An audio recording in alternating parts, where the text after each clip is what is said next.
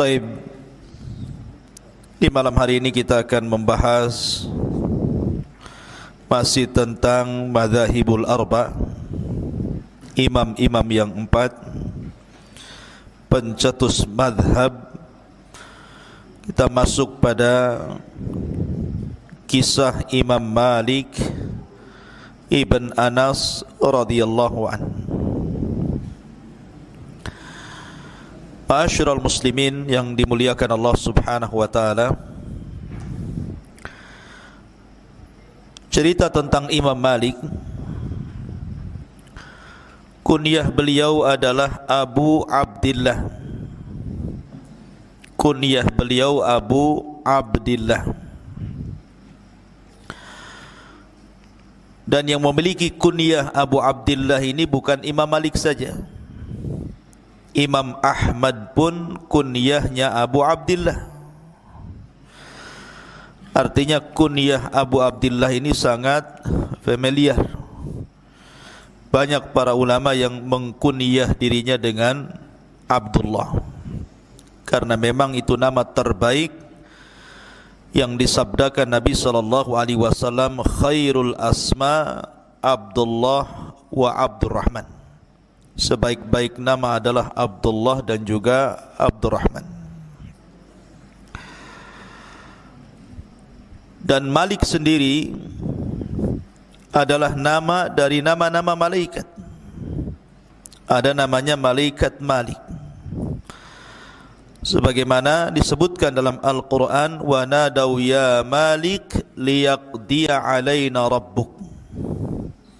Dan mereka menyeru, wahai Malik, segerakan kepada kami keputusan dari Rabbmu. Artinya bahwa nama Malik itu nama malaikat, sehingga nama Malik itu banyak dipakai nama baik sebelum diutusnya Rasul, maknanya di zaman jahiliyah, ataupun setelah diutusnya Nabi sallallahu alaihi wasallam. Termasuk di sini imam madhab yang kedua setelah Abi Hanifah, namanya Malik. Adapun nasab Imam Malik adalah Malik ibn Anas ibn Malik ibn Abi Amir Al-Asbahi Al-Himyari Al-Madani. Saya ulangi, Malik ibnu Anas ibnu Malik ibnu Abi Amir. Jadi kalau saya sebutkan nasab Imam Malik, maka katakan Malik ibn Anas ibn Malik ibn Abi Amir. Itulah nasab beliau. Maka di sini ketemu ada dua kata Malik. Pertama, Malik yang kita kenal Imam Malik, putra daripada Anas ibn Malik, Malik ibn Anas. Kemudian Anas ibn Malik, berarti ada dua kata Malik di sini. Kemudian ibn Abi Amir Al-Asbahi Al-Himyari Al-Madani. Ma'asyiral muslimin yang dimuliakan Allah Azza wa Jal, kabilah beliau berasal dari Himyar, makanya Al-Himyari. Artinya Himyar itu dari sini diketahui bahwa Imam Malik itu orang Yaman. Kabilah Himyar itu di Yaman, dan nasabnya sampai kepada kabilah Al-Qahtan. Kakeknya dahulu hijrah dari Yaman ke Madinah, kemudian menetap di Madinah, dan lahirlah Imam Malik di Madinah pada tahun 93 Hijriah dan wafat tahun 179 Hijriah. Lahir pada tahun 93 Hijriah dan wafat pada tahun 179 Hijriah. Jadi usianya itu panjang, hampir kurang lebih 90 tahun Imam Malik ini. Dia diberikan usia yang panjang oleh Allah Subhanahu wa ta'ala. Dan Imam Malik ini bukan hanya seorang muhaddis, ahli hadis, tapi dia juga ahli fikih. Jadi dia imamun fil hadis wa imamun fil fiqh. Dia imamnya dalam hadis dan imamnya juga dalam fikih. Dan dia adalah satu di antara pencetus 4 mazhab yang masyhur. Ada Hanafi, ada Maliki, ada Syafi'i, ada Hambali. Dan dia salah satu pencetus salah satu dari 4 mazhab. Artinya dia sahib, pemilik mazhab Maliki. Sampai-sampai Imam Syafi'i rahimahullahu ta'ala mengatakan, idza dzukiral ulama famalikun najmu wa malikun hujjatullah ala khalqihi ba'da tabi'in. Apabila disebutkan ulama, maka Maliklah bintangnya, kata Imam Syafi'i. Ini kalau yang ngasih rekomendasi Imam Syafi'i ini bukan kaleng-kaleng. Siapa yang tidak kenal Imam Syafi'i? Dia memuji Imam Malik sedemikian rupa. Apabila disebutkan ulama, maka Maliklah bintangnya. Dan dia adalah hujjatullah, hujjahnya Allah atas makhluknya setelah para tabi'in. Baik, kita akan mengenal kehidupan Imam Malik sedari kecil, bagaimana mulai belajarnya, siapa guru-gurunya, siapa murid-muridnya, apa saja karyanya, apa saja ujian selama beliau berdakwah sampai kepada wafatnya. Siapa Imam Malik Ibn Anas Ibn Malik Ibn Amir Al-Asbahi Al-Himyari Al-Madani ini. Ma'asyiral muslimin, santri ikhwan dan akhwat yang dimuliakan Allah Azza wa Jalla. Imam Malik ini hidup di keluarga ilmu. Kakeknya ulama, kakek-kakeknya juga ulama, paman-pamannya juga ulama, bapaknya juga ulama. Artinya Imam Malik ini hidup di tengah-tengah para ulama.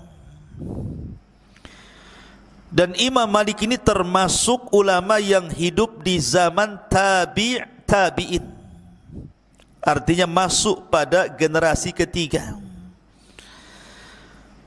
Tabi'in, tabi'ut tabi'in. Dan ini masuk pada sabda Nabi SAW,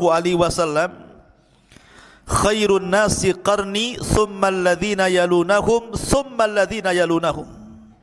Sebaik-baik manusia adalah generasiku, maksudnya aku dan sahabatku. Baru kemudian tabi'in, kemudian tabi'ut tabi'in. Jadi Malik ini ulama yang hidup di zaman generasi ketiga. Dan dia hidup di zaman Daulah Abbasiyah. Di zaman ketika itu yang memimpin adalah Abu Ja'far Al-Mansur. Abi Ja'far Al-Mansur yang memegang Daulah Abbasiyah setelah runtuhnya Daulah Umayyah. Sebelumnya kan Daulah Umayyah dulu, baru kemudian Daulah Abbasiyah. Dan yang memimpin Abi Ja'far Al-Mansur ketika itu khalifahnya. Adapun bapaknya Imam Malik, namanya Malik ibn Anas, berarti bapaknya Anas ibn Malik. Ingat, Anas ibn Malik bukan sahabat Rasul. Karena ada orang yang salah bahwa Imam Malik itu anak daripada Anas bin Malik sahabat Rasul. Bukan. Kemana-mana ceritanya itu. Ya. Jadi Anas bin Malik bukan sahabat Rasul. Dia tabi'in. Dia adalah tabi'in, bukan sahabat Rasul.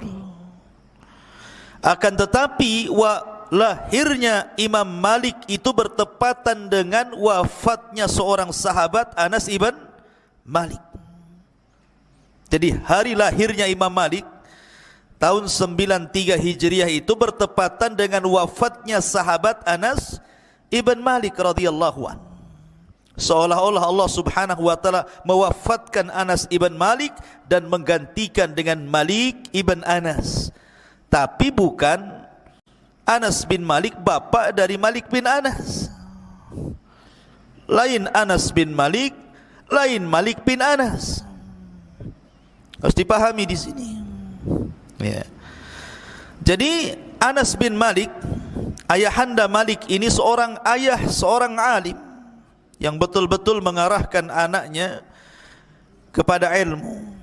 Sampai suatu ketika, ini Imam Malik cerita, Imam Malik ini masih kecil. Kata Imam Malik, kana li akhun, aku punya saudara, saudara kandung, fi sinni ibni Syihab az-Zuhri, di mana usia saudara kandung tuku itu sama dengan usia Ibnu Syihab, seorang ulama kala itu yang sangat besar, namanya Ibnu Syihab atau dikenal dengan Imam Zuhri. Fa'alqa yawman alaina mas'alatal fiqh. Jadi suatu ketika ayahku mengetes tentang beberapa masalah fikih, diberikan pertanyaan kepadaku dan kepada saudaraku. Kata Imam Malik, fa asaba akhi wa akhta'tu ana. Rupanya saudaraku benar jawabannya, salah pula diriku dalam menjawab, malulah aku. Faqala li, maka berkatalah abi bapakku, alhadkal hammam ya Malik, sungguh telah melalaikanmu burung-burung merpati itu wahai Malik. Karena ketika itu Imam Malik suka main burung merpati. Dia punya peliharaan burung merpati, suka dengan burung merpati itu. Jadi hari-hari main burung saja. Ya. Jadi ketika kemudian karena kalau saudara kandungnya belajar, dia enggak belajar gitu, main-main kayak antum main game gitu ya. Akhirnya lupa pelajaran. Waktu ujian blank, enggak ada yang tahu apa isi jawaban. Ya. Jadi kata Imam Malik, asaba akhi, saudaraku benar dalam jawaban, wa akhta'tu ana, aku salah pula dalam menjawab pertanyaan. Maka bapaknya marah dan mengatakan, al-hadkal hammam, telah melalaikan dirimu burung-burung merpati itu wahai Malik, tinggalkan burung-burung merpati itu. Faghadibtu ana, tiba-tiba aku marah dengan ayahku gara-gara melarang untuk tidak boleh main-main dengan burung merpati lagi. Tapi sejak itu kata Imam Malik, tertanam kepadaku azam untuk belajar. Kata dia, fadhahabtu ila ibni Hurmuz wa talabtul ilma ilaihi sab'a sinin. Maka sejak kasus itu, kata Imam Malik, aku pun mengazamkan diri untuk berangkat kepada Ibnu Hurmuz. Ini guru pertama Imam Malik, namanya Ibnu Hurmuz, ulama besar di zaman itu, ulama Madinah. Dan aku tidak pernah keluar dari markaznya Ibnu Hurmuz selama 7 tahun. Aku bermulazamah kepada dia. Ini lihat, ayah itu seperti itu. Jadi kalau antum dimarahi abi antum gitu kan, karena antum malas, ya wajar. Ayah itu pengen antum itu menjadi yang terbaik bagi orang tuanya. Jadi jangan sewot antum kepada abi atau umi antum kalau kemudian menasihati yang baik. Bersyukur punya ayah dan ibu yang memperhatikan antum. Lihat ibunya Imam Malik. Nama ibunya Imam Malik Aliyah bintu Syurek. Aliyah bintu Syurek ibn Abdurrahman ibn Syurek. Aliyah bintu Syurek ibn Abdurrahman ibn Syurek, itu ibu yang saleh, luar biasa. Imam Malik itu ikhwan, ketika kecil dia hampir dibelokkan kepada maksiat dengan menyukai para biduan. Jadi zaman itu ya sama di zaman sekarang kan, ada artis, ada selebritis gitu ya, ada penyanyi-penyanyi. Sampai-sampai sekarang orang didemamkan dengan artis Korea. Apa istilahnya artis Korea itu? Subhanallah, hafal pula antum. Jadi sama dengan anak-anak muda di zaman sekarang gitu kan, pengen seperti artis itu, artis ini gitu. Padahal ngaca saja nggak berani, takut pecah kacanya. Jadi ibunya Imam Malik ini tahu nih, Imam Malik ini wah sudah mulai agak lain ini anak saya ini, kok suka sama biduan penyanyi-penyanyi ini. Kata ibunya, ya bunai, Imam Malik masih kecil, ya bunai, innal mughanni idza kana qabihal wajhi la yultafat ilaih. Anakku, penyanyi itu, artis itu, kalau jelek wajahnya, orang enggak akan melihat. Dia harus cantik, harus tampan gitu kan. Fada'il ghina watlubil fikha. Tinggalkan nyanyian itu, cari ilmu fikih. Idhab ila Rabi'ah ar-Ra'i. Sebaiknya kau berangkat kepada Rabi'ah. Rabi'ah ar-Ra'i, seorang alim ulama di zaman itu. Belajarlah fikih sama dia, dan belajarlah adab. Jadi ibunya berusaha untuk mengalihkan kegemaran Imam Malik yang tadinya suka artis supaya suka ulama gitu maksudnya. Lah antum seperti itu. Harusnya antum harus gandrung itu dengan artis-artis yang memang selebritis Allah, bukan selebritis manusia. Siapa selebritis Allah? Para ulama. Mereka dikenal di langit tapi tidak dikenal di bumi. Itulah harusnya para tarabatul ilmi mencari panutan. Sampai suatu ketika ibunya Imam Malik ini salah satu bentuk optimis, kan Imam Malik masih kecil, didandani sama ibunya dengan baju yang biasa dipakai para ulama. Mungkin dikasih jubah, dikasih serban panjang gitu ya, dirapi-rapiin gitu. Masih kecil itu dirapiin supaya apa? Anak itu punya cita-cita gitu ya. Makanya antum nanti kalau sudah dewasa nikah punya anak, anaknya kalau ingin jadi polisi kan didandani pakaian polisi sejak kecil. Nah, kalau jadi polisi jangan suka tilang pokoknya. Atau didandani jadi apa gitu kan. Lah ibunya Imam Malik ini supaya besar kepalanya Imam Malik, supaya menjadi memiliki cita-cita besar itu, didandani seperti ulama besar. Setelah pakai baju bagus, baju ulama, kata ibunya, idhab ila Rabi'ah, berangkat kau ke Rabi'ah.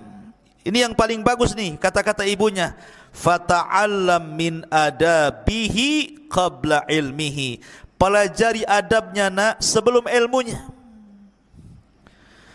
Makanya orang itu ketika belajar itu harusnya mengenal adab dulu, baru ilmu. Jangan sampai utu zakaan wala yu'tu zakaan, diberi kecerdasan tapi tidak diberi kejernihan hati. Akhirnya sesat adabnya, akhlaknya. Jadi lihat, ayahnya luar biasa mendorong Imam Malik untuk belajar, ibunya pun sama. Begitulah suami istri yang luar biasa mendorong putranya untuk menjadi ulama. Adapun kakeknya, Malik ibn Anas ibn Malik ibn Abi Amir. Abi Amir ini kakek yang paling atas. Dia sahabat Rasul. Dia tidak pernah luput dalam mengikuti seluruh peperangan bersama Rasul kecuali perang Badar. Jadi semua peperangan ikut dia bersama Nabi SAW kecuali perang Badar. Itu kakek yang paling tinggi. Ya. Adapun kakek yang di bawahnya, Malik ibn Abi Amir, adalah seorang kibarut tabi'in dan dia pencatat mushaf. Jadi ketika Utsman bin Affan radhiyallahu an hendak membuat mushaf, membukukan Al-Quran dalam satu mushaf, salah satu penulisnya adalah kakeknya Imam Malik, namanya Malik ibn Abi Amir. Maka terbentuklah mushaf yang sekarang antum kenal, mushaf Utsmani. Ini Quran itu mushaf Utsmani. Itu salah satu jasa yang menulisnya siapa? Kakeknya Imam Malik, Malik ibn Abi Amir. Subhanallah. Ketika meninggal Utsman bin Affan radhiyallahu an, ketika itu Utsman tidak disolati kecuali hanya 4 orang saja. Utsman ibn Affan, Khalifatul Islam, ketika meninggal tidak ada yang menyolati kecuali 4 orang. Salah satu yang menyolati Utsman bin Affan, kakeknya Imam Malik, Malik ibn Abi Amir. Karena ketika itu memang di zaman fitnah. Sahabat ketika itu tidak berani karena orang-orang Khawarij, orang-orang yang melakukan demonstrasi itu, mereka mengancam. Dan ketika itu para sahabat Rasul sedang haji. Tentara tidak banyak yang di Madinah. Sementara kelompok gerombolan pemberontak itu menguasai Madinah. Sehingga tidak banyak para sahabat yang menyolatkan Utsman bin Affan, karena bagaimanapun orang-orang para pemberontak ini sudah menguasai wilayah. Sehingga tidak ada yang menyolatkan kecuali 4 orang. Salah satunya adalah kakeknya Imam Malik, namanya Malik ibn Amir rahimahullahu ta'ala, kibar tabi'in, pembesar tabi'in. Ya. Adapun paman-pamannya, dia punya 3 paman yang jadi ulama. Paman yang pertama namanya Uwais. Kemudian yang kedua Nafi atau dikenal dengan Abu Suhail, gurunya Imam Zuhri. Kemudian paman yang ketiga namanya Rubayyi'. Rubayyi'. Ini 3 pamannya semua ulama. Uwais, Nafi' dan juga Rubayyi' ini semua ulama. Jadi mulai kakeknya, paman-pamannya, ayahnya, ibunya semua ulama. Jadi Imam Malik itu hidup di rumah para ulama. Makanya wajar kemudian besar menjadi ulama dunia. Idza dzukiral ulama famalikun najmu, kata Imam Syafi'i. Kalau disebutkan para ulama, maka Maliklah bintangnya. Ma'asyiral muslimin, santri ikhwan akhwat yang dimuliakan Allah Subhanahu wa taala. Baik, setelah kita mengenal nasabnya, Imam Malik rahimahullahu taala dilahirkan di kota Madinah. Dilahirkan di kota Madinah Al-Munawwarah, antara Taima dan Khaybar. Antara Taima dan Khaybar, di sebuah lembah antara Taima dan Khaybar di Madinah Al-Munawwarah, tepat pada tahun 93. Ini yang masyhur ya. Karena ada yang mengatakan Imam Malik itu lahir pada tahun 90, ada yang mengatakan 94, ada yang mengatakan 95, ada yang mengatakan 96, ada yang mengatakan 98, tapi yang masyhur dan yang kuat wallahu alam bahwa Imam Malik sebagaimana dikatakan Imam Zahabi lahir pada tahun 93 Hijriah. Imam Malik rahimahullahu taala, di antara kemudian setelah beliau dewasa, ingat satu-satunya ulama yang tidak rihlah itu Imam Malik. Imam Malik itu tidak pernah rihlah. Kalau Bukhari, Muslim, Abi Dawud, Tirmidzi itu kan kemana-mana tuh, termasuk Imam Ahmad, ke Kufah, ke Basrah, ke Mesir, ke Yaman, ke Hijaz, wah keliling dunia. Tapi Imam Malik tidak keluar dari kota Madinah. Dia belajar di Madinah saja. Dia tidak ke Mesir, dia tidak ke Syam, dia tidak ke Kufah, dia tidak ke Basrah, dia tidak ke Rai, dia tidak ke mana-mana. Dia hanya tinggal di kota Madinah. Dia hanya menyerap ilmu ulama-ulama Madinah saja. Tetapi subhanallah, kala itu Madinah menjadi sorotan seluruh negeri-negeri Islam. Dari mana-mana negeri semua datang ke kota Madinah untuk belajar kepada ulama-ulama Madinah, termasuk kepada Imam Malik. Ma'asyiral muslimin yang dimuliakan Allah Azza wa Jalla, karena memang di zaman itu banyak ulama-ulama kondang yang luar biasa. Ya, di zaman itu banyak ulama kondang yang luar biasa. Di antara guru-guru Imam Malik, subhanallah, guru-guru Imam Malik itu punya kelebihan masing-masing. Ada yang dilebihkan ilmu hadisnya, ada yang dilebihkan kecerdasan otaknya, ada yang dilebihkan kesabarannya, ada yang dilebihkan kelembutan akhlaknya. Lah Imam Malik ini punya guru yang punya kelebihan masing-masing, sehingga watak dan sifat guru-gurunya itu dijadikan satu dalam badan Imam Malik. Contoh saja, di antara guru Imam Malik adalah Muhammad ibn Munkadir. Muhammad ibnul Munkadir. Muhammad ibn Munkadir ini memiliki kelembutan hati, ikhwan. Kalau disebutkan nama Nabi SAW langsung menangis. Muhammad ibn Munkadir ini, apa disebutkan Rasulullah, langsung menangis sampai dia pingsan. Bahkan terkadang tidak sanggup berdiri karena kecintaan beliau kepada Nabi SAW. Lembut hatinya, baik akhlaknya Muhammad ibn Munkadir itu. Kemudian juga contoh yang lainnya, gurunya adalah Rabi'atu ibn Abdurrahman, atau dikenal dengan Rabi'atul Ra'i, karena kecerdasan cara berfikirnya itu. Cerdas dia cara berfikirnya, sangat bijak kalau bicara, dan memiliki akhlak yang indah. Kemudian juga Imam Zuhri, Ibnu Syihab Az-Zuhri, ma'ruf Zuhri itu, subhanallah, dia pakarnya hadis di zaman itu. Siapa yang tidak kenal Zuhri, pakarnya hadis? Semua orang belajar kepada Imam Zuhri tentang masalah hadis. Sinaatul hadis itu pakarnya Zuhri. Kemudian Hisham ibn Urwah ibn Zubair, dikenal kesabarannya.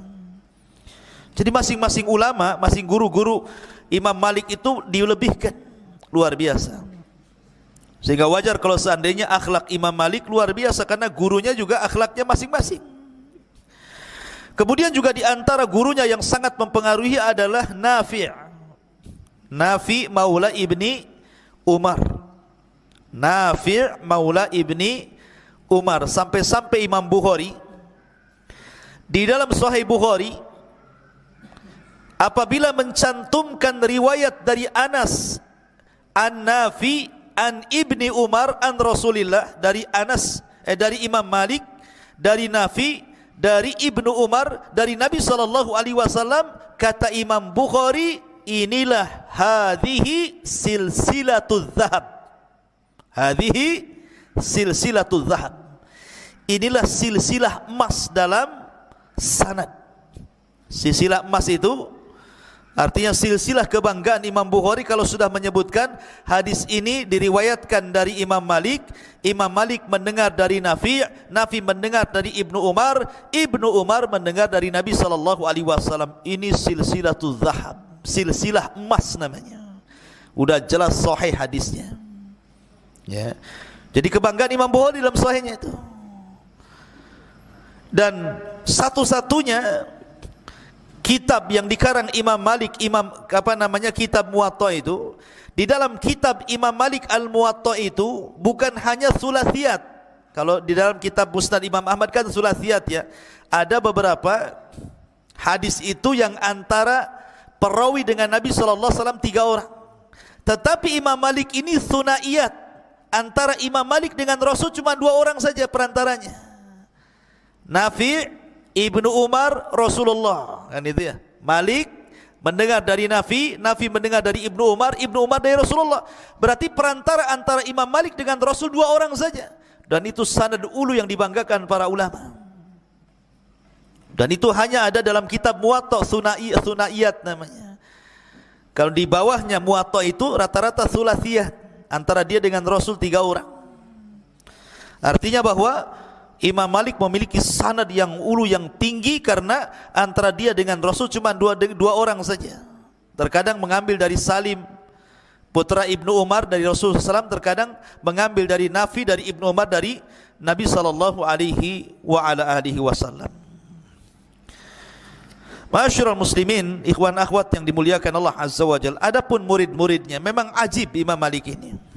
Bayangkan, ada kata-kata Imam Malik mengatakan, qalla ma katabtu lahul ilma. Qalla Man katabtu lahul ilma ma mata hatta yaji'ani wa yastaftini, kata beliau. Saya ulangi, qala man katabtu lahul ilma ma mata hatta yaji'ani wa yastaftini. Sedikit sekali orang yang aku tulis padanya ilmu, maknanya aku menjadi murid ulama itu. Tetapi sebelum ulama itu meninggal, pasti ulama itu yang aku ambil ilmunya, dia akan datang kepadaku dan meminta fatwa kepadaku. Luar biasa. Ya. Jadi terbalik, awalnya Imam Malik jadi muridnya, rupanya dia pula jadi guru-gurunya. Tuh, cerdasnya Imam Malik tuh. Sampai dia mengatakan seperti itu, qalla man katabtu lahul ilma ma mata hatta yaji'ani wa yastaftini. Sedikit sekali orang yang kuambil padanya ilmu, sebelum dia mati dia pasti datang kepadaku meminta fatwa kepadaku. Karena Imam Malik itu murid-muridnya bukan hanya orang yang di bawahnya, tetapi orang-orang yang sebayanya dan orang-orang yang di atasnya. Syekhnya ngambil ilmu kepada dia, temannya sendiri satu kelas ngambil ilmu dari dia, apalagi murid-muridnya. Itulah Imam Malik. Saya contohkan di sini. Seperti di antara guru-gurunya yang mengambil ilmu dari Imam Malik rahimahullahu taala. Antara guru-gurunya yang mengambil ilmu dari Imam Malik rahimahullahu taala seperti Yahya ibn Abi Katsir. Itu gurunya Imam Malik. Tapi Yahya bin Abi Katsir pun mengambil hadis daripada Imam Malik. Ibnu Syihab atau dikenal dengan Zuhri itu gurunya. Tetapi Imam Zuhri pun pernah mengambil hadis daripada Imam Malik. Yahya ibn Sa'id itu juga gurunya, tapi dia juga pernah mengambil dari Imam Malik hadis. Jadi guru-gurunya aja ngambil hadis tuh sama Imam Malik. Atau akronnya itu maksudnya yang seumuran dengan dia.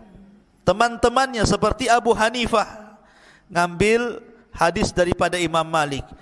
Al-Auza'i, Imam Auza'i, Imam Sufyan Ats-Tsauri, Sufyan ibn Uyainah, Hammad ibn Zaid, Abdullah ibn Mubarak, Abdurrahman ibn Mahdi, dan banyak lagi, Yahya ibn Qattan.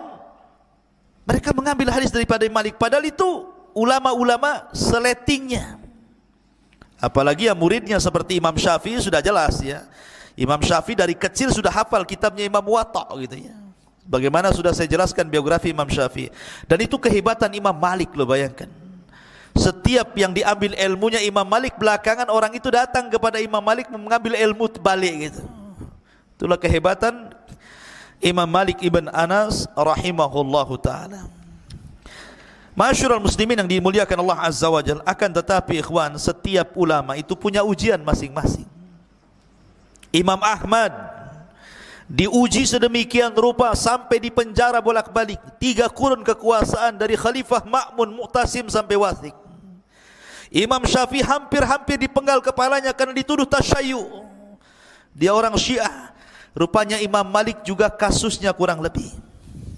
Jadi Imam Malik rahimahullahu ta'ala itu suatu ketika di zaman itu ada orang ini salah satu yang hampir disebut di zaman itu seperti Imam Mahdi.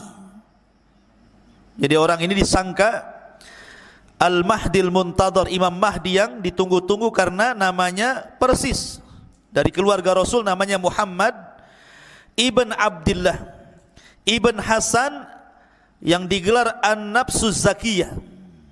Jadi ada orang namanya Muhammad ibn Abdullah ibn Hasan, orang nyangka dia Imam Mahdi. Karena Imam Mahdi yang disabdakan Rasul namanya sama dengan namaku Muhammad, dan bapaknya persis dengan nama bapakku Abdullah. Jadi Muhammad bin Abdullah kan.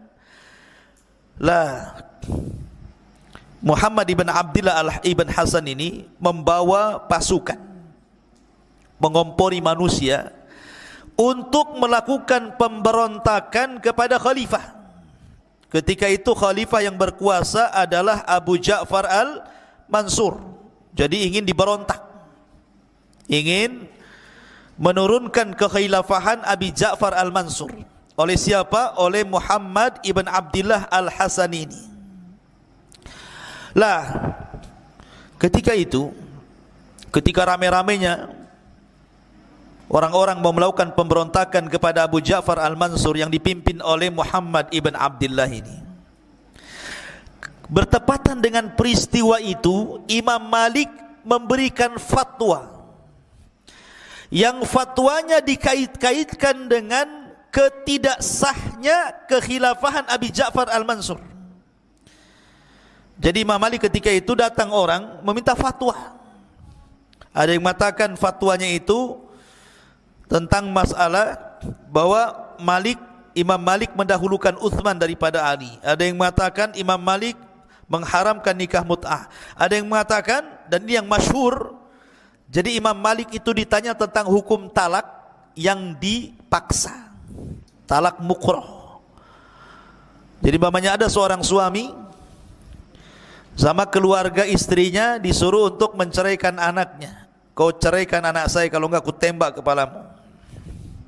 Itu namanya talak mukroh, talak yang dipaksa. Ini kalau enggak kuceraikan istriku, mati aku besok katanya. Ya, itu talak mukroh. Kata Imam Malik, talak mukroh la yaqa, tidak sah, kata Imam Malik. Jadi talak mukroh, talak yang dipaksa itu la yaqa, tidak sah talaknya. Karena talak itu harus ada ikhtiar, kehendak, bukan dipaksa. Lah orang pun mengkias, karena ketika itu kita tahu bahwa daulah Umayyah itu kan dipaksa turun. Naiklah daulah Abbasiyah, kemudian jadilah Abi Ja'far Al-Mansur menjadi penguasa. Berarti Abi Ja'far Al-Mansur naik menjadi khalifah itu karena memaksa daulah Bani Umayyah turun, dan naiklah daulah Bani Abbasiyah, berarti tidak sah khalifahnya. Jadi kait-kaitkan fatwanya ini. Ini cerita talak, ini cerita pula menjadi khalifah tidak sah katanya. Karena dipaksa gitu. Jadi kait-kaitkanlah, seolah-olah orang menganggap bahwa Imam Malik ini menguatkan khurujnya pemberontakan Muhammad ibn Abdillah Al-Hasani, atau dikenal dengan An-Nafsuz Zakiyah itu. Wow, dari situ walil Madinah, penguasa kota Madinah yang ada di bawah Abi Ja'far Al-Mansur, ya, namanya Sulaiman, Ja'far ibn Sulaiman, yang ketika itu menjadi wali Madinah, gubernur Madinah di bawah kekuasaan Abi Ja'far Al-Mansur, marah. Dipanggilnya Imam Malik. Aku dengar engkau wahai Malik memfatwakan tolak mukroh la yaqa, itu sama dengan mengatakan Abi Ja'far Al-Mansur khalifah kami tidak sah menjadi penguasa, katanya. Kata Imam Malik, tidak. Kata sang wali, sekarang kamu harus mencabut fatwamu. Kata Imam Malik, enggak mau. Tetap pendapat saya, tolak yang dipaksa tidak sah. Akhirnya marah ini wali Madinah, ditangkapnya Imam Malik. Akhirnya kemudian satu tangannya ditarik dengan kuda, pakai tambang ke sana. Tangan sebelahnya sama juga. Jadi kuda suruh lari ke sana, yang sana suruh lari ke sana. Bayangkan ditarik-tarik kuda sampai lepas katipnya ini. Tulangnya itu sampai keluar. Lepas dari sini. Tapi tidak sampai putus, cuma lepas. Jadi Malik yang enggak bisa apa-apa, jadi tangannya gini-gini saja. Ya. Sehingga kalau sholat dia begini saja. Sehingga orang menyangka bahwa Imam Malik ketika sholat itu tidak menyunahkan meletakkan tangan di dada. Ya. Jadi irsal seperti ini. Padahal Imam Malik itu berpendapat meletakkan tangan dia ketika sholat itu sunnah. Cuman karena memang lepas ininya, dia nggak bisa apa-apa, gini saja. Ya. Lah dari sini ikhwatu fiddin, akhirnya ketika mendengar Abi Ja'far Al-Mansur, loh ini wali Madinah ini kurang ajar. Dia menyiksa Imam Malik tanpa sepengetahuan khalifah. Padahal Abi Ja'far Al-Mansur, khalifah pusat itu, sangat memuliakan Imam Malik. Ketika mendengar penyiksaan kepada Imam Malik, maka Abi Ja'far Al-Mansur berangkat dia dari Baghdad menuju Mekah sekalian haji. Kemudian mendatangi Imam Malik dan meminta maaf. dan mengatakan, "Ya Imam Malik, aku tidak pernah memerintahkan gubernur itu untuk menyiksa kamu seperti ini." Tapi Imam Malik itu pemaaf dan mengatakan, "Sesungguhnya aku sudah maafkan dia, wahai khalifah, karena dia adalah keturunan kerabat Nabi SAW dan juga ada kekerabatan dengan anda. Aku takut kalau aku wafat, tiba-tiba ada salah satu keturunan ahli bait Rasul diadab karenaku. Aku tidak mau. Aku maafkan semua dosanya." Subhanallah. Kalau antum mau tangkap aja, kurang aja, dia sudah nyiksa aku khalifah, patahkan kayak kaki tangannya, sak kepalanya. Itu kalau antum, ya. Tetapi Imam Malik ini pemaaf, luar biasa, akhlaknya baik, ya, dimaafkan.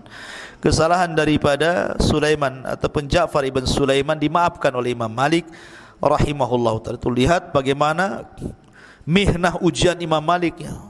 Sampai sedemikian rupa disiksa sampai dia menyangka bahwa dia akan mati dalam penyiksaan itu. Sampai-sampai dia menyangka dia akan mati dalam penyiksaan itu. Ma'asyiral muslimin, ikhwan akhwat yang dimuliakan Allah Subhanahu wa taala. Adapun Imam Malik rahimahullahu taala, walaupun sekali lagi dia tidak safar ke sana kemari untuk talabul ilmi, tidak rihlah, tetapi dia memiliki karya yang sangat fenomenal. Dia menulis buku yang bukunya itu subhanallah, bukunya Imam Malik rahimahullahu taala, sampai-sampai dikatakan oleh Imam Syafi'i rahimahullahu taala tentang karyanya, "Ma ba'da kitabillah kitabun aktsaru sawaban min muwatta' li Malikin." Kata Imam Syafi'i, aku tidak pernah melihat kitab setelah Al-Quran yang lebih benar banyaknya dibandingkan salahnya melebihi muwatta'nya Imam Malik. Seolah-olah Imam Syafi'i mengatakan tidak ada kitab tersahih setelah Al-Quran melebihi muwatta'nya Imam Malik. Lah pertanyaannya, ikhwatu fiddin muliakan Allah Azza wa Jal, bagaimana dengan Sahih Bukhari dan Muslim? Bukankah sudah kita belajar bahwa Sahih Bukhari dan Muslim itu kedua kitab tersahih setelah Al-Quran? Bagaimana pula kemudian Imam Syafi'i mengatakan bahwa kitab tersahih setelah Al-Quran kitabnya Imam Malik? Maka ada yang kemudian menjawab bahwa ucapan Imam Syafi'i itu ada dua kemungkinan. Pertama, karena Imam Syafi'i tidak pernah melihat Bukhari dan tidak pernah melihat Muslim, karena ketika Imam Syafi'i meninggal, Imam Bukhari baru usianya 10 tahun, masih kecil, jadi enggak tahu Imam Syafi'i siapa Bukhari itu. Makanya wajar dia ngomong seperti itu, karena yang dia tahu hanya malah muwatta'nya Imam Malik. Yang kedua, boleh jadi bahwa Imam Syafi'i itu hanya melihat kepada riwayat hadisnya yang sifatnya hadisul musnad saja. Karena kan dalam muwatta'nya Imam Malik itu kan, Imam Malik itu kadang-kadang membagi kriteria dalam kitabnya. Pertama mencantumkan al-hadisul musnad ila Rasul sallallahu alaihi wasallam. Hadis disebutkan sanadnya sampai kepada Rasul. Kemudian juga dia disebutkan al-mauquf, perkataan para sahabat, fatwa-fatwanya para sahabat yang disebut dengan mauquf. Kemudian juga Imam Malik menyebutkan dalam kitab Muwatta'nya al-maqtu, perkataan para tabi'in, fatwa-fatwanya para tabi'in, termasuk juga marasil, ya, marasil as-sahabah. Tidak terkadang mengirsalkan, artinya memutuskan satu langsung dinaikkan kepada Nabi sallallahu alaihi wasallam. Mungkin yang dimaksud Imam Syafi'i itu maksudnya al-hadisul musnad, hadis yang bersanad, itulah yang dimaksud Imam Syafi'i, bukan yang mauquf, bukan yang maktu, bukan yang mursal. Itu maksudnya. Akan tapi tentu pendapat yang kuat tetap bahwa Imam Bukhari dan Muslim adalah lebih unggul dibandingkan muwatta'nya al-Imam Malik. Masyarul muslimin yang dimuliakan Allah Azza wa Jalla. Jadi, tapi yang jelas bahwa Imam Malik ini dikenal dengan kekuatan hafalan. Jadi Imam Malik ini kalau disebutkan akhlaknya, maka dia adalah orang yang paling kuat hafalannya.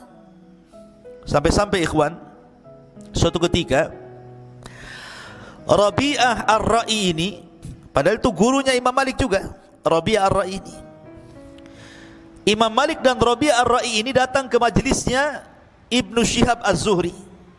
Datang ke majlisnya Ibnu Syihab Az-Zuhri untuk mendengarkan hadis.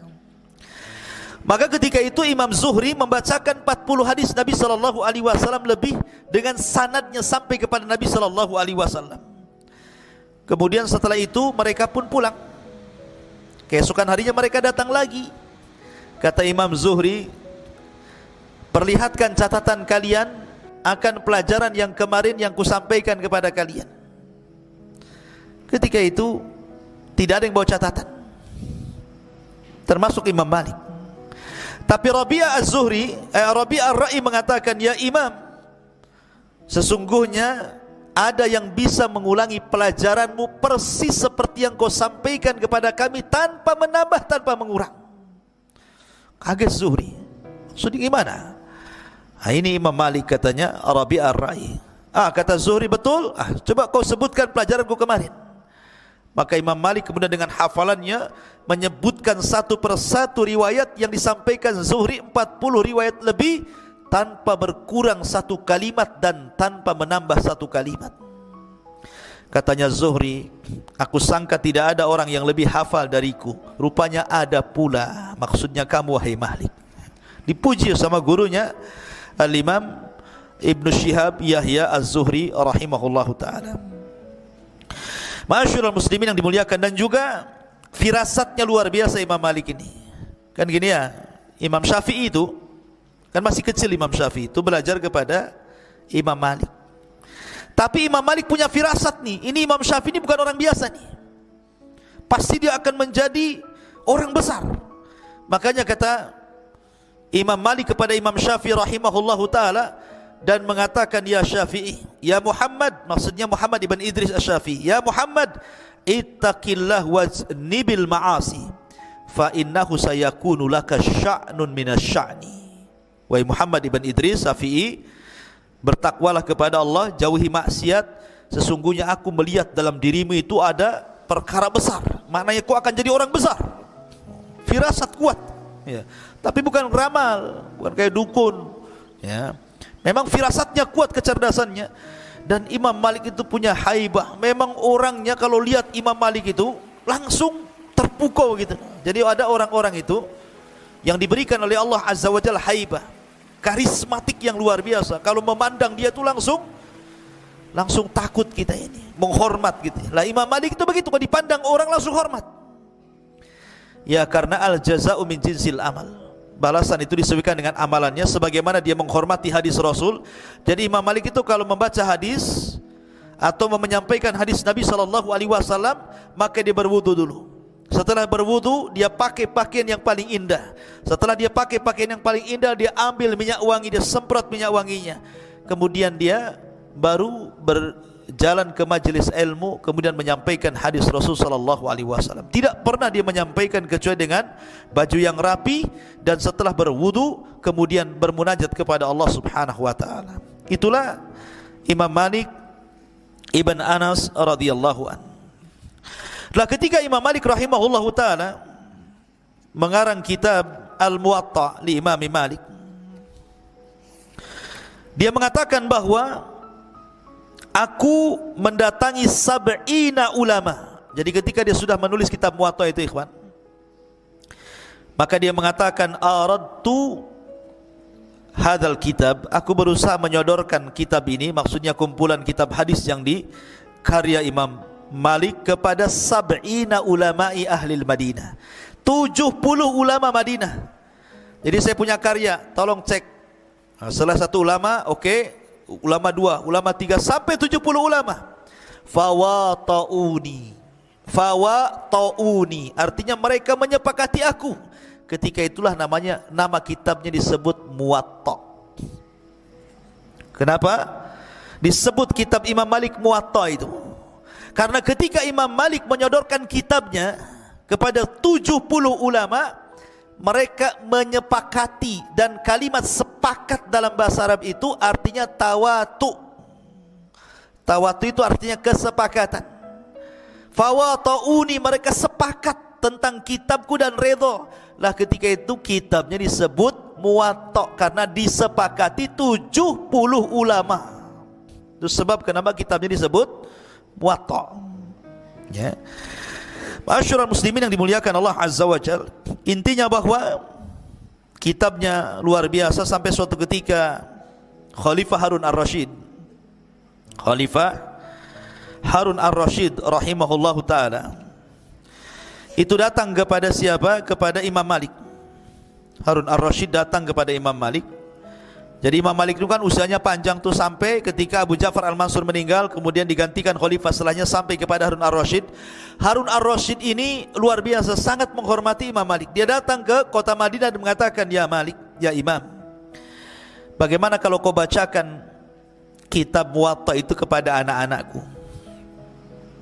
Kata Imam Malik, "Baik, aku akan ajarkan kepada anak-anakmu kitab Muwatta. Akan tetapi," kata Imam Malik, "aku pernah berjumpa dengan Imam Zuhri, aku pernah mendengar perkataan Urwah, aku pernah mendengar perkataan Sa'id, aku pernah mengatakan ulama-ulama yang lainnya, mereka semua mengatakan al-ilmu yu'ta wa la ya'ti." Ilmu itu didatangi, bukan datang sendiri. Kalau anak-anakmu ingin belajar kitab Muwatta, datang kemari, aku tidak mau datang ke tempatmu, gitu maksudnya. Enggak mau. Kata Imam Harun Ar-Rasyid, bagaimana kalau seandainya kita ilzamkan manusia? Bagaimana kalau kitabmu menjadi undang-undang negara, wahai Malik? Kata Malik, tidak, karena sahabat itu bukan tersebar di Madinah saja, tapi tersebar di mana-mana. Aku tidak mau. Bayangkan, mau dijadikan undang-undang negara, ditolak oleh Imam Malik. Itulah salah satu tawaduknya Imam Malik. Bahkan ketika suatu ketika wali Mekah meminta fatwa kepada Imam Malik, "Ya Imam, bagaimana kalau Ka'bah itu kita robohkan saja?" Karena Ka'bah yang dibangun sekarang ini adalah bangunan yang dibangun oleh orang-orang Quraisy, bukan sebagaimana bangunan yang dibangun oleh Ibrahim. Kata Imam Malik, "Jangan, nanti akan menjadi permainan para penguasa. Asyik dirobohkan, dibangun, dirobohkan, dibangun. Saya tidak mau." Karena Ka'bah ini kan di zaman itu sering dirobohkan. Pertama yang membangun Ka'bah siapa? Malaikat. Kemudian roboh, dibangun Nabi Adam. Kemudian setelah dibangun Nabi Adam, roboh lagi, dibangun Nabi Ibrahim dan Ismail. Kemudian roboh lagi, dibangun oleh orang-orang Quraisy, kurang dananya, akhirnya cuma separuh bangunannya. Kemudian di zaman Abdullah ibn Zubair dirobohkan lagi, dilengkapi bangunannya. Kemudian setelah Abdullah bin Zubair meninggal dunia, dirobohkan lagi, dibalikin lagi separuh bangunannya. Akhirnya kemudian di zaman Imam Malik, gimana kalau kita robohkan lagi Imam Malik? Kita kembalikan kepada bangunan Ibrahim. Jangan, ini jadi Ka'bah ini, Ka'bah lama-lama jadi mainan penguasa. Si roboh berdiri sampai kapan kan begitu? Ya, akhirnya Imam Malik tidak setuju. Dan Imam Malik itu, kalaupun ditanya dia tidak tahu, dia tidak malu untuk mengucapkan saya tidak tahu. Ada orang jauh meminta fatwa kepada Imam Malik dan menyodorkan banyak soalan. Setiap Imam Malik ditanya, la adri, saya tidak tahu. Setiap ditanya, la adri, saya tidak tahu. Setiap ditanya, la adri, la adri, la adri. Jadi hampir semua pertanyaan dijawab la adri, saya tidak tahu. Kecuali hanya 1-2 yang dijawab saya tahu. Orang-orang mengatakan, antal imam, kau ini imam, masa enggak bisa jawab? Kata Imam Malik, katakan kepada kaummu bahwa engkau bertanya kepadaku, dan Imam Malik menjawab la adri, saya tidak tahu. Tak malu, ya, karena tidak semua persoalan diketahui kan. Makanya dulu ada orang sombong mampu menjawab semua soalan. Jadi ada orang sombong di Ka'bah, dia mengatakan is'aluni kulla syai'in fa ujibu, katanya. Tanya segala sesuatu aku tahu jawabannya, katanya. Sambil bersandar di kiswah Ka'bah dengan sombongnya dia mengatakan seperti itu. Is'aluni kulla syai'in, tanyalah segala sesuatu, aku tahu jawabannya. Datang Arab Badui, saya ingin tanya Syekh. Kata Syekh, silahkan. Ya Syekh, aina am'ain namal? Ya Syekh, di mana perutnya semut itu, di mana, katanya. Tahu semut? Nah, kan ada kalau kambing dibelai itu kan keluar tuh kotorannya itu, apa, temboloknya. Di mana temboloknya semut, katanya. Mana tahu temboloknya semut, katanya. Bingung dia. Lah katanya tadi segala sesuatu tanya ku jawab, baru ditanya temboloknya semut saja kau tidak tahu. Sombongnya kamu, katanya. Tidak semua orang itu pertanyaan bisa dijawab. Kalau jawab, jawab. Kalau enggak tahu, Allahu a'lam. Makanya la adri itu nisful ilmi. Kata-kata saya tidak tahu itu separuh daripada ilmu. Sebab kalau antum ditanya dan antum tidak tahu, kemudian antum jawab la adri, saya tidak tahu, maka orang yang bertanya tidak mungkin bertanya susulan. Stop sampai di situ. Namanya orang enggak tahu, enggak mau dipaksa tahu kan enggak mungkin. Tapi kalau antum sudah tidak tahu, antum jawab dengan kejahilan, dengan ketidaktahuan, maka orang ini akan bertanya lagi, antum jawab lagi dengan ketidaktahuan, bertanya lagi dengan ketidaktahuan, akhirnya terus antum jawab dengan kebodohan, sesat dan menyesatkan. Ya enggak tahu, ya enggak tahu, selesai. Jangan dipaksa suruh tahu, ya. Intinya bahwa akhirnya Imam Malik pun meninggal dunia rahimahullahu taala, dan beliau sakit. Ya, Imam Malik rahimahullahu taala ketika meninggal dunia karena beliau sakit, dan karyanya serta madhabnya sampai hari ini menyebar di mana-mana. Madhab Maliki menyebar di Mesir, menyebar di Afrika, menyebar di Andalus, menyebar di Maghrib, dan bahkan di Saudi dan beberapa negara. Sampai hari ini banyak orang-orang yang berpegang kepada madhab Maliki. Inilah biografi singkat dari Imam Malik Ibn Anas rahimahullahu ta'ala. Taib, kita bagi-bagi nasi.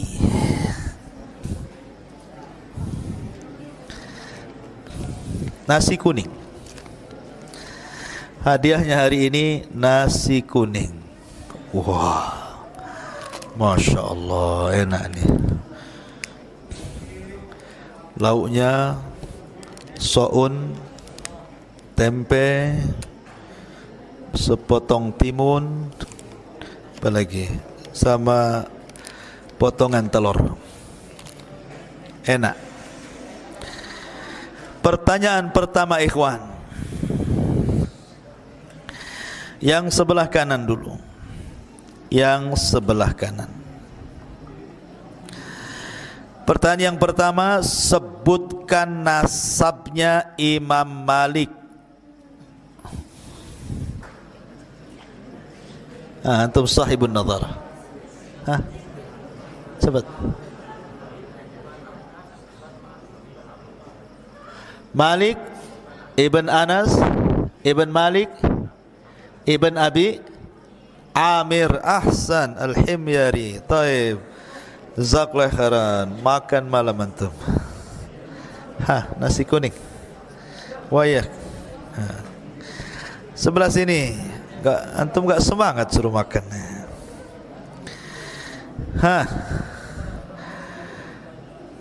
Kakeknya Imam Malik memiliki kelebihan. Dia pernah berjasa di zaman Utsman ibn Affan. Apa jasanya Malik ibn Abi Amir ini?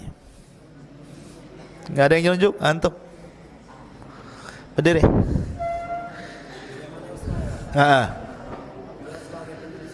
Ahsan. Ahsan, jazakallahu khairan. Fadhal.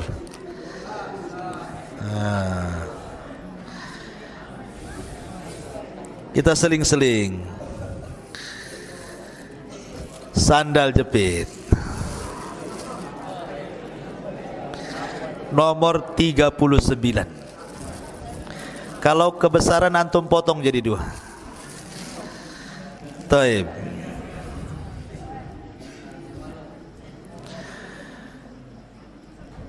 Sebelah sini lagi.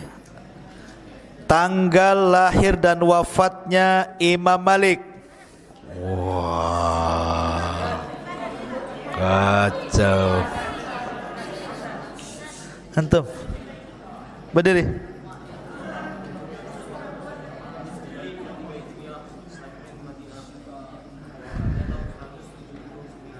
(179) dengan bertepatan dengan wafatnya sahabat.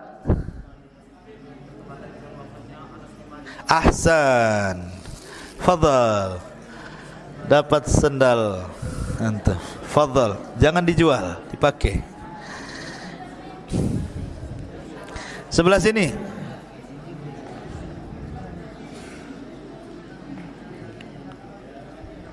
Imam Malik rahimahullah ta'ala mendapatkan pujian dari Imam Syafi'i. Sebutkan pujiannya.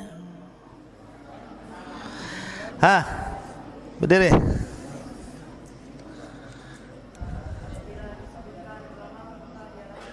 Ahsan, idza dzukiral ulama famalikun najmu. Ahsan, fadhal. Enggak apa-apa terjemahnya.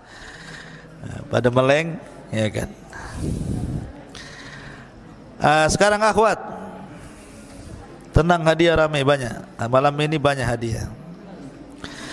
Akhwat, pertanyaan pertama. Siapa nama ibunya Imam Malik?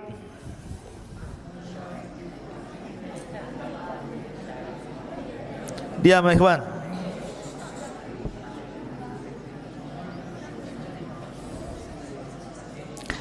Jangan lihat buku. Silakan musyrifah tunjuk.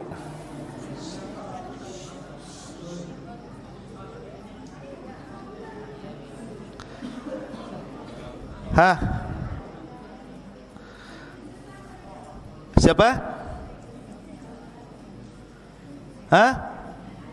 Aliyah bintu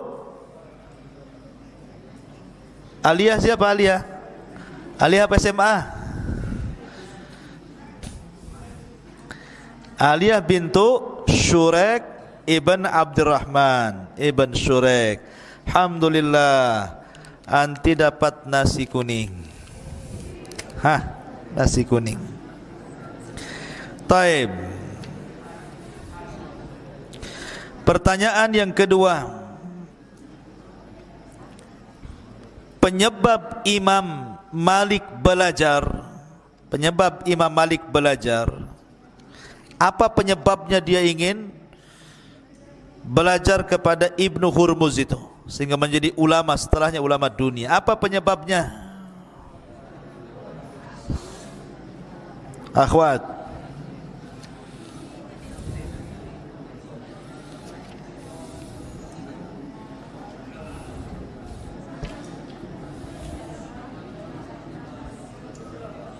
coba dengarkan. Anda sering dengar, Ikhwan? Antum dengar?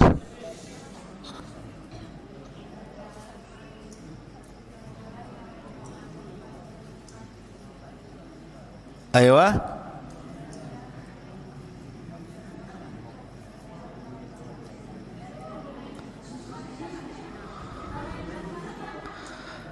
Anti ini baca atau enggak baca kan?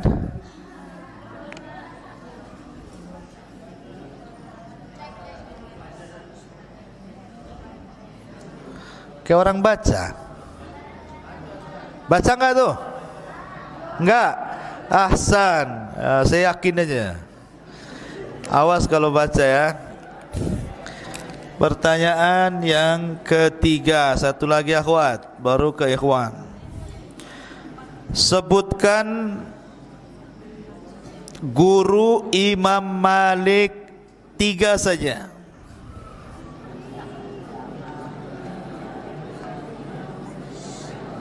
Diam. Antum yang ditanya akhwat, antum pula yang ribut.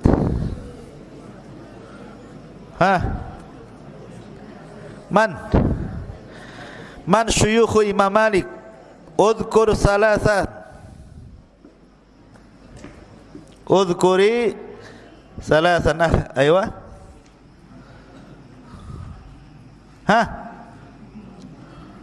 Ayo Zuhri.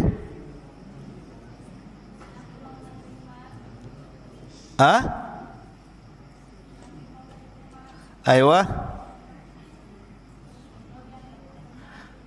Sufyan.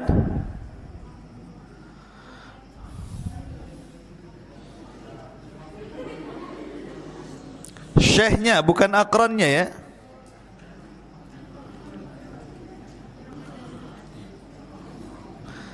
Sudah betul tuh Zuhri. Itu syekhnya. Kemudian Zaid. Enggak. Susah. Antum Dah, ikhwan ya, lambat. Rabi'atul Ra'i, kemudian Ibnu Syihab Az-Zuhri, kemudian Ahsan. Gitu. Sini. Dapatlah antum. Akhwat lelet. Balik ke ikhwan. Dengarkan ikhwan.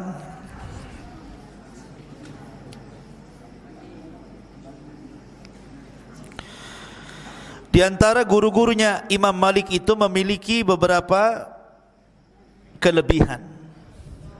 Ada 4 kelebihan dari 4 gurunya Imam Malik. Sebutkan kelebihan dan siapa 4 gurunya ini.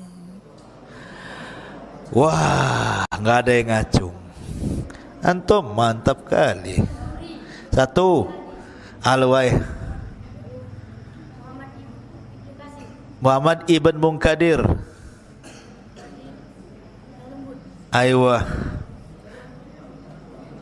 Satunya Rabi'atul Ra'i. Apa? Aywa. Kemudian satunya Hisham Ibn Urwah Ibn Zubair. Apa itu?